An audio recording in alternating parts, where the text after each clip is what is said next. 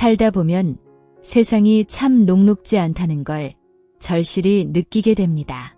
마치 화창한 날보다 흐리고 비 오는 날이 더 많은 것처럼 일상 속에서는 기분 좋고 편안한 순간보다 갈등과 스트레스로 가득 찬 시간이 더 많이 느껴지기 때문입니다. 그래서 아침에 눈을 뜨는 순간부터 다시 잠자리에 들 때까지 한순간도 마음 편할 날이 없다고 생각될 때가 있죠. 여러분, 혹시 스스로의 마음을 얼마나 돌보며 살아가고 계신가요? 우리는 살아가면서 매 순간이 마치 장애물 경주처럼 느껴질 때가 있습니다. 어렸을 때는 어른이 되면 모든 것이 자유롭고 즐거울 것만 같았는데 그 꿈은 나이가 들수록 점점 희미해집니다. 어린 시절에는 내가 가고 싶은 곳으로 가고 하고 싶은 대로 할 수 있는 어른의 삶이 그토록 멋지게만 보였죠. 그러나 막상 어른이 되어보니 생각했던 것과는 전혀 다른 현실이 기다리고 있었습니다. 많은 분들이 어른이 된 후에 얘 이렇게 사는 게 힘들까? 내가 꿈꾸던 어른의 삶은 이런 게 아니었는데 라고 속상해하며 하소연하곤 합니다. 마음속으로는 자유롭고 싶지만 표현하는 것이 점점 더 서툴러지고 나이가 들수록 미래에 대한 불안감과 걱정이 커져만 가는 것입니다. 그러다 보니 화를 내는 일도 잦아지고 감정을 다스리기조차 쉽지 않아집니다. 평생을 이런 복잡한 감정의 소용돌이 속에서 살아오신 노인분들은 종종 내 삶을 책으로 써보면 책 서너 권은 충분히 나올 거야 라고 말하십니다. 흔히 인생을 하나의 긴 드라마에 비유하곤 합니다. 그렇다면 여러분은 지금 그 드라마의 어느 장면에 서 계신가요? 어떤 분들은 드라마의 중반부를 지나 숨가쁘게 달려가고 있을 수도 있고 혹은 결말에 다다랐다고 느끼며 여정을 마무리 짓고 있을 수도 있겠죠. 드라마를 떠올리면 항상 빠지지 않고 등장하는 요소가 있습니다. 그건 바로 갈등입니다. 우리의 삶에서도 갈등은 필연적으로 따라다니는 요소이지요. 마치 놀이터에 놓인 시소를 연상케 합니다. 아무도 타지 않은 시소는 고요하게 균형을 이루고 있지만 누군가가 발을 올리는 순간 시소는 위아래로 요동치기 시작합니다. 이것이야말로 우리의 마음을 가장 잘 표현한 모습 아닐까요? 마음도 시소처럼 작은 충격 하나에도 불안정하게 흔들리고 다시 평형을 찾기 위해 안간힘을 씁니다. 아무리 과학이 발달한다고 해도 마음의 균형을 완벽하게 맞추는 일은 인간에게 여전히 어렵습니다. 그저 매일매일 노력할 뿐이죠. 우리의 삶이란 늘 직선으로 순조롭게 상승 곡선을 그리기를 바라지만 현실은 그리 녹록지 않습니다. 조금만 살다 보면 금방 깨닫게 됩니다. 내 뜻대로 되지 않는 일이 얼마나 많은지, 그리고 그런 삶 속에서 얼마나 쉽게 상처받고 실망하고 슬픔에 잠기게 되는지를요. 우리의 마음은 불안하고 쉽게 무너집니다. 사소한 일에도 우울해지고 분노가 치밀어 오르기도 하고 때로는 예민해져서 모든 것이 날카롭게 느껴지기도 하죠. 결국 자꾸만 피해의식에 사로잡히기도 합니다. 누구나 마음이 단단해지고 안정되기를 바라지만 그게 말처럼 쉬운 일은 아니지요. 마음속 갈등을 내려놓아야 한다는 것도 욕심을 버려야 한다는 것도 잘 알고 있습니다. 누군가 나를 배신하고 상처를 주었을 때 가장 좋은 복수는 그냥 용서하고 내 길을 가는 것이라는 말도 많이들 들어봤을 겁니다. 하지만 문제는 머리로 아는 것과 마음으로 받아들이는 것은 전혀 다르다는 것이죠. 머리와 마음이 따로따로 노는 순간이 많아지면서 갈등은 깊어집니다. 김수환 추기경님께서 이런 말씀을 하셨죠. 이 세상에서 가장 멀고도 힘든 여행이 무엇이냐? 그것은 바로 머리에서 마음으로 가는 여행이다. 머리로 알고 있지만 그 지식을 마음 깊숙이 받아들이기까지의 그 여정은 얼마나 험난한가요? 그 긴 여행을 우리는 어떻게 하면 조금이라도 더 효율적으로 해낼 수 있을까요? 갈등이라는 것은 사실 서로 반대되는 두 마음, 두 생각, 혹은 두 사람이 내가 옳다고 고집하며 맞부딪히는 순간에 일어납니다. 우리가 일상에서 스트레스를 많이 받는다고 이야기하죠. 사실 스트레스란 결국 이런 갈등으로 인해 마음의 균형이 깨지고 조화가 무너져 평정심을 잃게 만드는 모든 것들이라고 할 수 있습니다. 그런데 여러분 혹시 아셨나요? 우리는 힘들고 불쾌한 일만을 스트레스라고 생각하지만 사실 즐거운 일도 일종의 스트레스가 될 수 있습니다. 어렸을 적 학교에서 소풍을 간다고 하면 소풍을 가서 친구들과 신나게 뛰어놀 생각에 엄마가 정성껏 사주신 김밥을 먹을 생각에 밤잠을 설쳐본 적 있으신가요? 그때 마음이 두근거리고 기대감에 가슴이 설레면서 잠을 이루지 못했던 그 경험, 바로 그 순간에도 마음의 균형과 평정심을 잃어버렸던 것입니다. 기분이 좋고 흥분된 상태였기 때문에 잠이 오지 않았던 거죠. 이처럼 스트레스는 우리에게 불편한 일, 슬픈 일, 화나는 일에서만 오는 것이 아닙니다. 그러면 왜 우리는 즐거운 일로 인한 스트레스는 스트레스라고 인식하지 않을까요? 그것은 바로 그 속에 갈등이 없기 때문입니다. 예를 들어 어떤 일을 해야 하는데 그 일이 하고 싶지 않다고 생각해 봅시다. 하지만 내가 좋아서 자발적으로 하는 일이라면 기꺼이 하겠죠. 그런데 상사가 이것도 해 라고 명령조로 이야기하면 어떨까요? 바로 마음속에서 내가 해야 하지 라는 반발심이 생기면서 스트레스를 느끼게 됩니다. 또한 같은 일을 하더라도 내가 자신감을 가지고 있다면 그 일은 스트레스가 되지 않습니다. 그런데 반대로 내가 이 일을 잘 해낼 수 있을까? 라는 불안감이 스멀스멀 피어오르고 결과가 좋지 않으면 어쩌나 하는 두려움에 휩싸이게 된다면 그 순간부터는 스트레스로 다가옵니다. 내가 정말 하고 싶고 또 그 일을 충분히 해낼 자신이 있으며 그것을 마쳤을 때 사람들로부터 긍정적인 평가를 받을 것이라고 확신이 선다면 그런 일은 결코 스트레스로 느껴지지 않겠죠. 그러므로 스트레스가 되느냐, 아니냐는 결국 우리의 마음가짐과 자신감, 그리고 그 안에 내재된 갈등의 유무에 따라 달라지는 것입니다. 그렇다면 이 지구상에 존재하는 모든 동물들 중에서 스트레스를 전혀 받지 않고 심지어 나이가 들어도 노화 현상이 일어나지 않으며 병에도 걸리지 않는 동물이 있다는 사실 알고 계신가요? 바로 새입니다. 앵무새는 평균 수명이 100년에 달하고 알바트로스라는 새는 평균 150년을 산다고 하죠. 심지어 갈매기도 70년에서 80년까지 살 수 있다고 하는데 그동안 노화도 겪지 않고 병에도 걸리지 않는다면 이보다 더 행복한 삶이 있을까요? 그렇다면 왜 새들은 그렇게 오래 살면서도 노화가 없고 병에도 걸리지 않을까요? 그것은 새들이 스트레스를 푸는 방법이 아주 단순하고 효율적이기 때문입니다.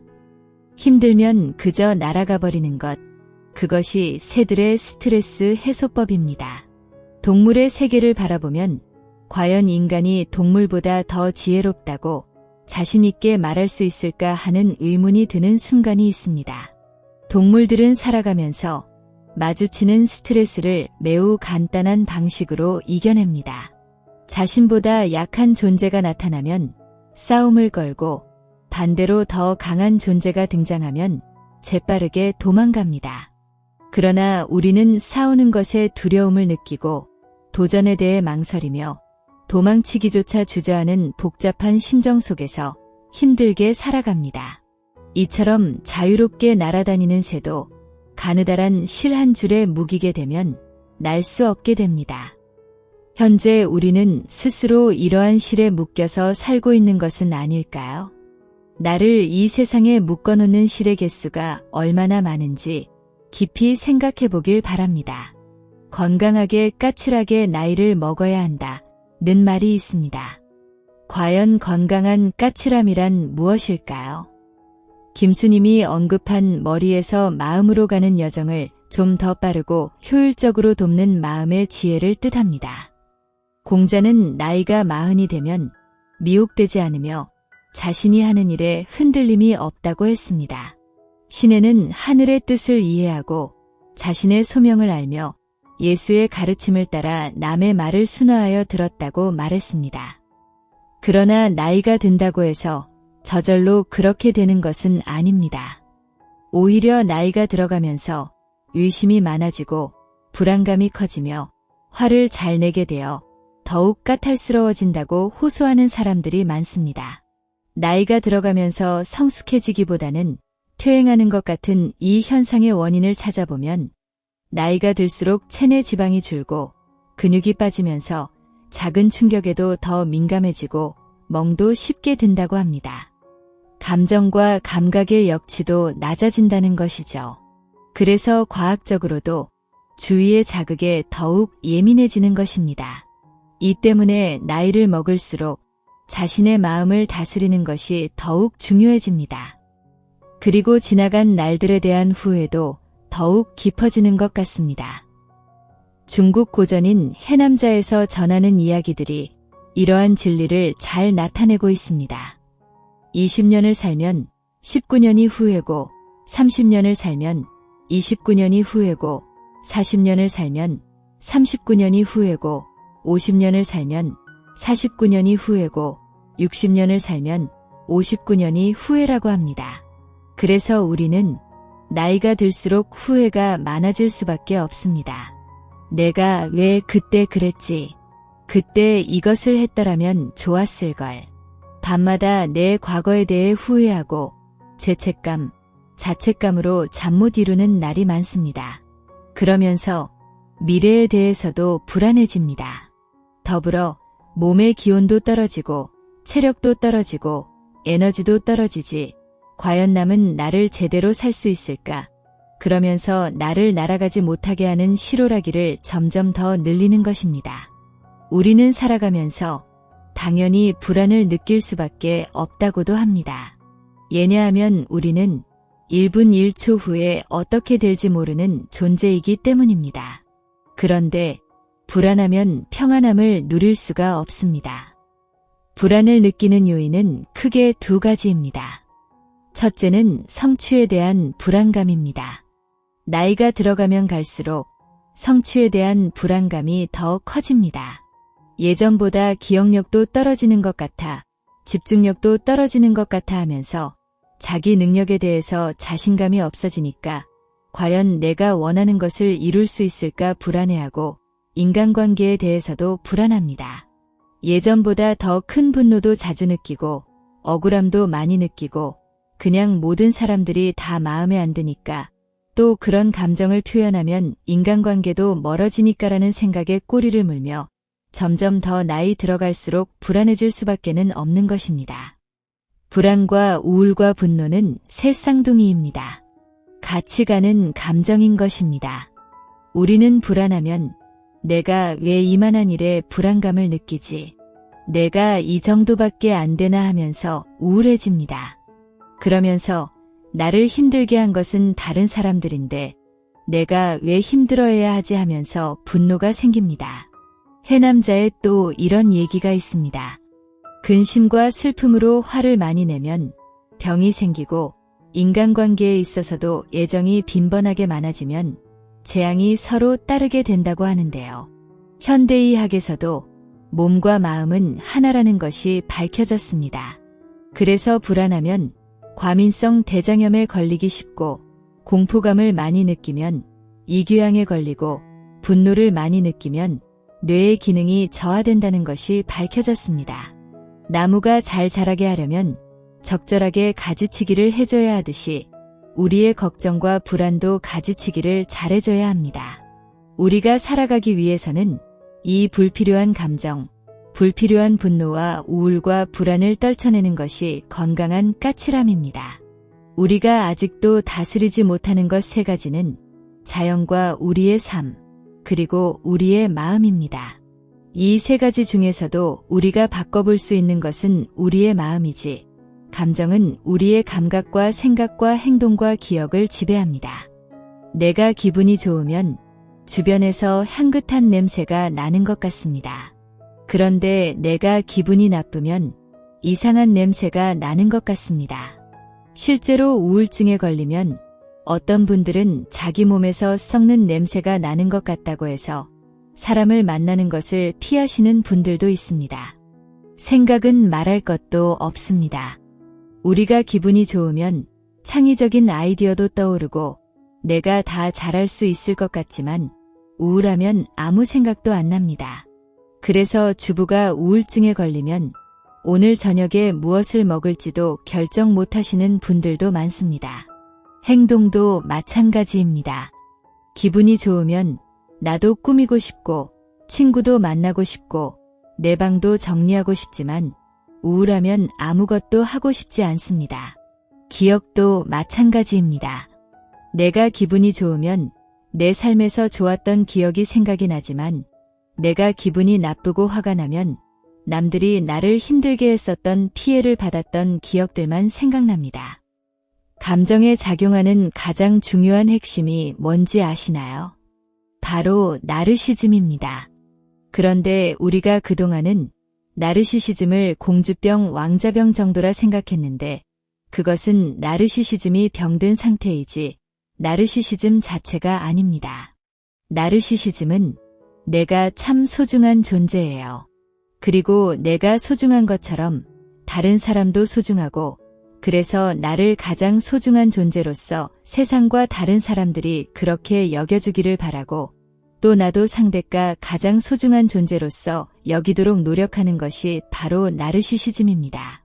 그래서 우리가 가장 먼저 해야 할 것은 나를 사랑하는 것입니다. 내가 죽는 날까지 나하고 같이 하는 존재는 바로 나입니다. 그리고 나라는 사람은 이 세상에 유일무이하게 존재하죠. 그리고 나는 내 눈을 통해서 세상을 보고 내 귀를 통해서 세상을 듣습니다. 즉, 내 주위에 있는 세상에 대해서 알게 해주는 귀한 존재로서 나를 존중해주는 것이 필요합니다. 건강하고 까칠하게 사는 방법 4가지만 말씀드리겠습니다. 첫 번째는 멈추고 조절하고 벗어나기. 두 번째는 지나간 일의 무게로부터 자유로워지기. 세 번째는 인간관계도 가지치게 하기. 네 번째는 감정과 불안에 대해 대처하기입니다. 첫 번째로 우리가 음식을 먹으면 소화시키는 데 시간이 필요합니다. 마음도 마찬가지입니다. 나한테 스트레스가 있고 갈등이 있으면 그것을 해결하는 데 시간이 필요합니다. 내가 무언가에 흥분되고 분노하고 우울할 때 그것을 다스릴 수 있는 시간을 갖는 것입니다. 힘든 일이 있는데 그게 나한테 어떤 의미가 있고 어떻게 해결해야지 그런 생각을 할 수 있는 능력을 가지고 있는 분들을 건강하다고 합니다. 우리가 살아가면서 얼마나 우리를 자극시키는 게 맞나요? 그럴 때 바로 화를 내는 것이 아니라 일단 멈추어야 합니다. 그래서 요즘 명상을 하시는 분들도 많습니다. 생각을 멈추고 자기 호흡에 집중하다 보면 쓸데없는 생각들이 없어진다 하지. 적절한 분노는 내가 나를 방어하고 사회 정의가 실현되는 데 중요하지만 잘못 사용하면 나도 태우고 상대방도 태울 수 있습니다.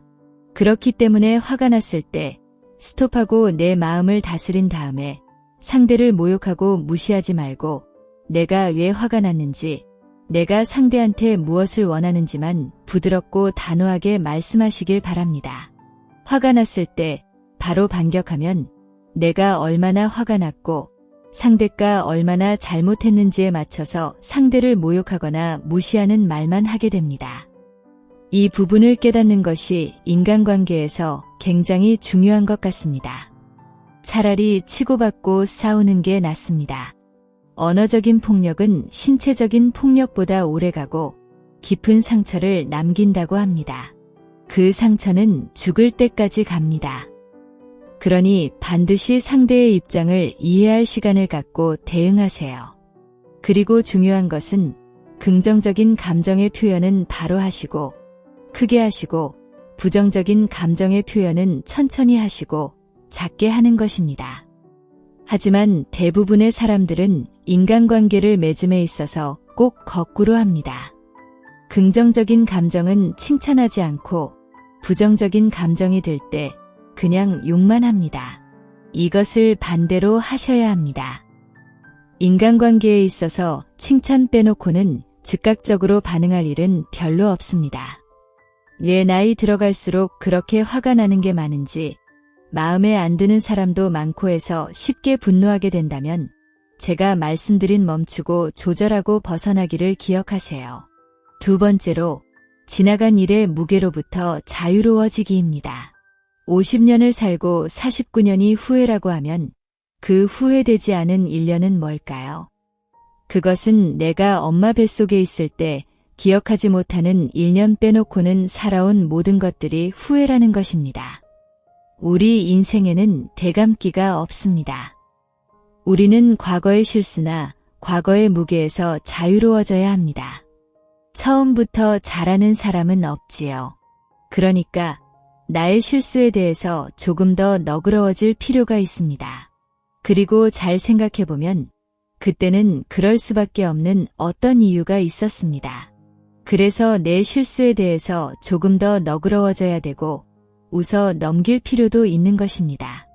우리가 잠을 못 자는 이유는 내가 그때 왜 그렇게 쓸데없는 소리를 했지, 내가 이런 행동을 해서 그 사람이 나를 어떻게 생각할까 곱씹기 때문입니다.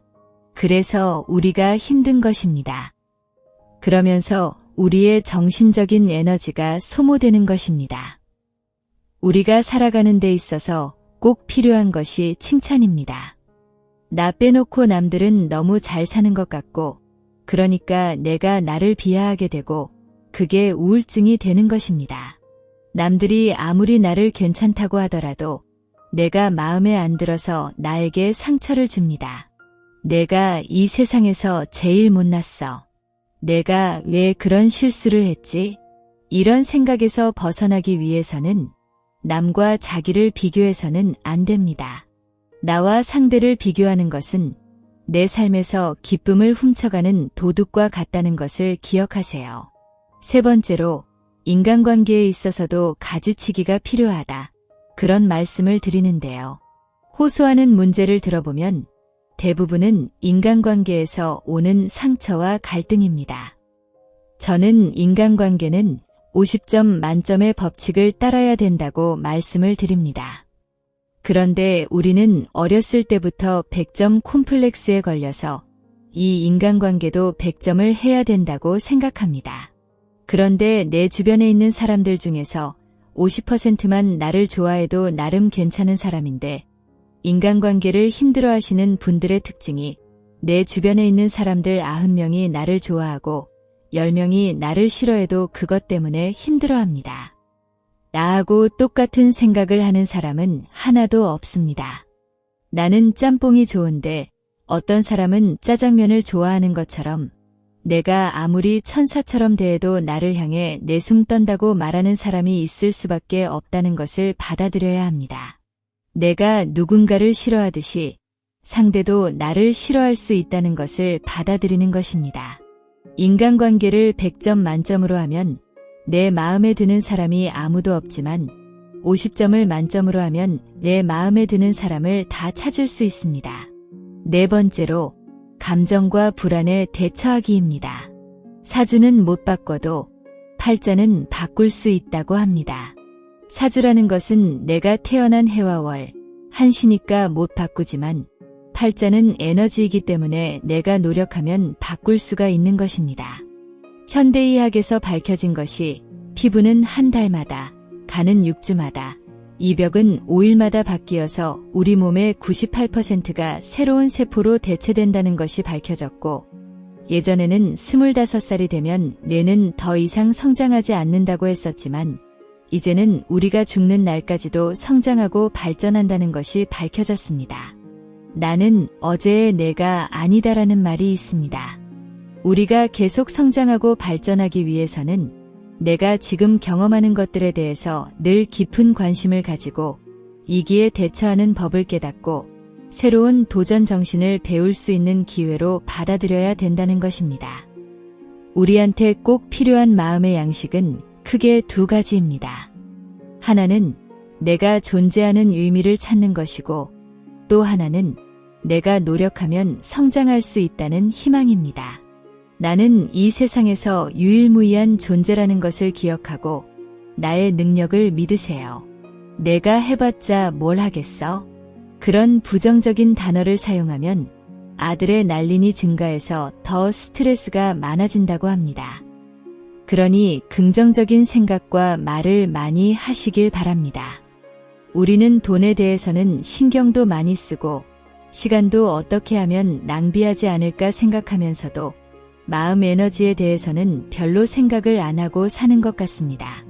하루에 삼시세끼를 챙겨 먹듯이 마음도 삼시세끼를 챙겨주세요. 하루는 어떤 분께 이렇게 말씀드렸더니 화를 내시면서 내가 얼마나 바쁜데 내가 내 마음에 투자할 시간이 어디 있느냐는 거예요. 그런데 얼마 뒤에 만났을 때 하시는 얘기가 내가 아내랑 얘기를 하는데 그동안은 아내가 나한테 말을 걸면 핸드폰을 보든지 TV를 보든지 그랬는데 그날은 아내의 눈을 보고 얘기를 들어줬더니 아내가 그렇게 행복해했다는 거예요. 그때 제가 느낀 것은 아내에게 단 5분만 투자하면 하루 종일 그녀가 행복해지는 모습을 보며 나 또한 5분만 나에게 투자한다면 얼마나 큰 행복을 느낄 수 있을까 하는 생각이었습니다. 그래서 아무리 바쁜 일상이더라도 나 자신에게 5분의 시간을 투자하니 마음이 편안해지고 불필요한 분노와 불안, 우울이 사라지면서 중요한 것에 집중할 여유가 생기더군요. 여러분도 이분처럼 꼭 편안함을 찾으시길 바랍니다. 마지막으로 정신 건강을 평가하는 7가지 기준을 말씀드리겠습니다. 첫째, 현실을 건설적으로 대처하는 능력. 둘째, 변화에 잘 적응하는 능력. 셋째, 긴장과 불안으로부터 오는 증상을 완화하는 능력. 넷째, 받는 것보다 주는 것에서 더 큰 만족을 느끼는 능력. 다섯째, 지속적으로 도움을 주고받는 인간관계를 형성하는 능력. 여섯째, 본능적인 공격성을 창의적으로 승화하는 능력. 마지막으로 사랑할 수 있는 능력입니다. 여러분은 이 7가지 중 몇 가지에 해당하시나요? 이러한 능력을 갖춘 사람이야말로 이 세상에서 가장 행복한 사람입니다. 사람은 자신이 원하는 만큼 행복해질 수 있다고 합니다. 마음껏 행복해지시길 바랍니다. 세상에 집착하지 않고 남에게는 부드럽고 온화하게 대하며 일이 생겼을 때는 단호하고 결단력 있게 행동하고 평소에는 맑고 잔잔한 마음을 유지하세요.